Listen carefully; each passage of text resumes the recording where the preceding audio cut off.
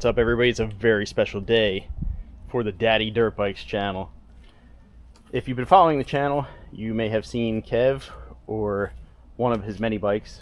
Over the past couple of years, he has gotten into riding and gone from a Stark Varg, a Beta 200, Beta 350, a Suron, what else?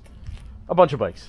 And now he just picked up, for him and his wife, a Triumph 450C and a 250C. These are the cross-country models of the Triumph. Essentially a motocross bike with a bigger gas tank. So we are going to give them some quick test rides today.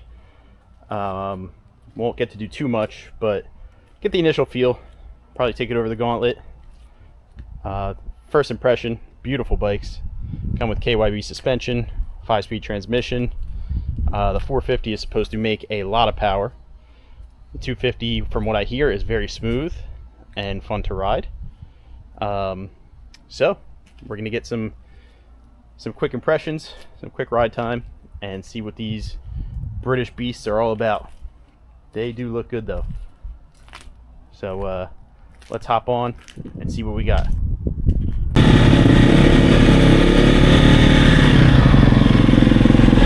So I should ride it off? What? Off or on? Off.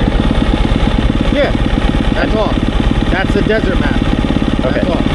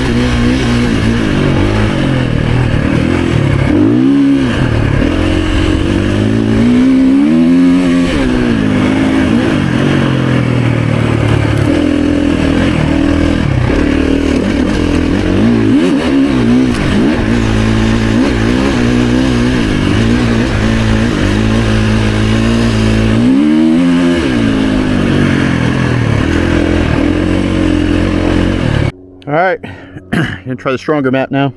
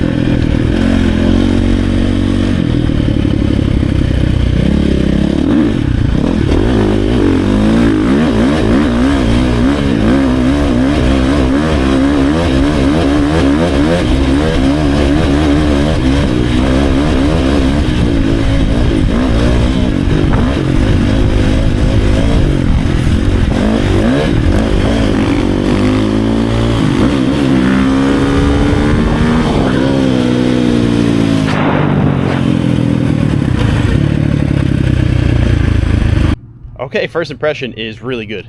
These bikes come in MSRP slightly under the KTM family of the same build, same cross-country model. You get a lot of bike. They both have some electronics. You can store 2 different maps, traction control, quick shift, launch control, and then Kev also got the app that allows you to use diagnostics, change maps, all that, for both bikes. So that's really cool, really nice function. The suspension is very, very good.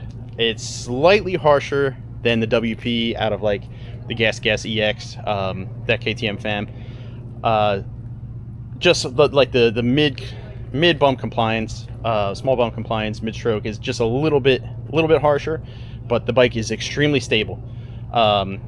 It wants to go very confidence inspiring, a lot of fun.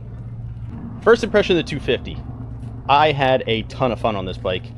It really surprised me in a good way. I was not expecting a ton. I was expecting to have to really rev the heck out of it to have fun.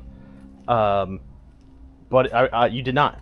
It has enough bottom end to, get you around.